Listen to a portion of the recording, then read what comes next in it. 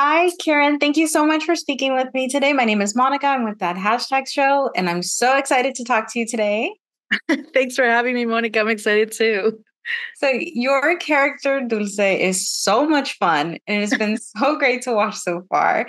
And she is in direct competition with Maximo this season and basically standing in the way of all of his dreams.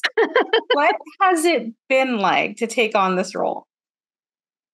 Well, I mean, it's been such a gift. She came to me so complete from the writers that I just had to let go and let myself be guided by their beautiful words because it was all on the page.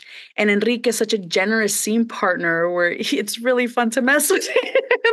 And yeah, it's just been a dream come true because I just love that she's this really kind of surprising, complex female character that I think you expect one thing and then she's totally going to overwrite that. How fun is that? I mean, it's just delicious.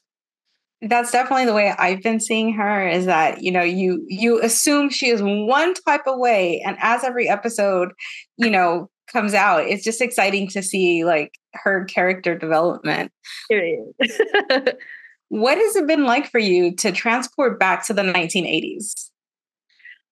Oh, well, it's been so lush. I was a big fan of the show before I even got an audition. I watched season 1 and 2 like 3 or 4 times, and um everything about the show is so lush and so iconic.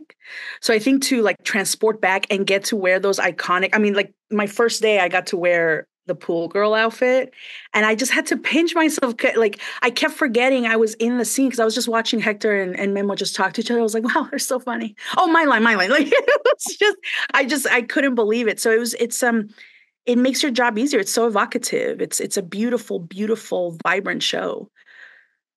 Absolutely. And as a Mexican American actress, how did your cultural background influence the way you approach this?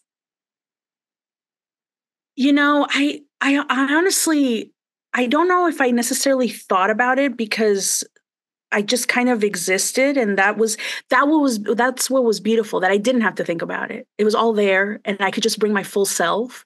I think what it felt like in that vein though is like what a beautiful opportunity to play such a complete human being and add to our stories and like for me to be present in this medium whether it's this show or not has been such a empowering and wonderful thing to be able to do that, to be part of it and continue to tell our stories by us for us, period. Absolutely. The representation on the show is second to none. It is so Period. great. So, speaking of that, was it intimidating to step into a role or into like something that's already been established, right? They've already had the 2 seasons. What was it like going into it? I mean, yes, I definitely was like pretty breathless in the beginning, but my first day meeting the entire cast. It was a table read for episode 7, which just came out. And when we kind of see a little bit more and more of Dulce in her color, in her true colors, And I remember I was the last one to step into the room, and so everybody was in there, and they opened the door, and Sam Laybourne, our showrunner, says, "And welcome Karen Rodriguez, Memo's sister Dulce," and the entire room erupted.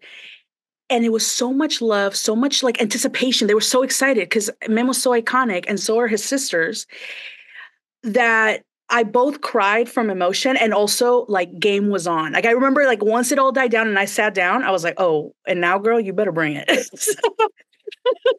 So it was a beautiful challenge in that way because it was constantly they are so united, such a family that they without meaning to just demand excellence from you because they are so excellent.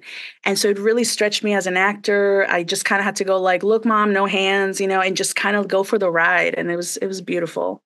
Well, I've been enjoying the season. It's been so great. Before we wrap up, my last question is there something you want the audience to know about your character? I think, oh, I'm going to put it out there, Monica. I think that we all have faults and we all have virtues. And I would wager that Maximo and Dulce are maybe in their methods, they're quite different, but they're not that far apart in their ambition and in their dreams and wanting to better themselves and wishing for a grander life. And I just think she's iconic in that way. I think she's here to teach us all about the cost of making our dreams come true. And I'm excited for audiences to continue to, love, hate her. Absolutely. Well, congratulations on an excellent season. And I can't wait for audiences to see the rest of the season. Thank you, Monica. Thank you for your time. This was wonderful. Thank you, guys. Have a great day.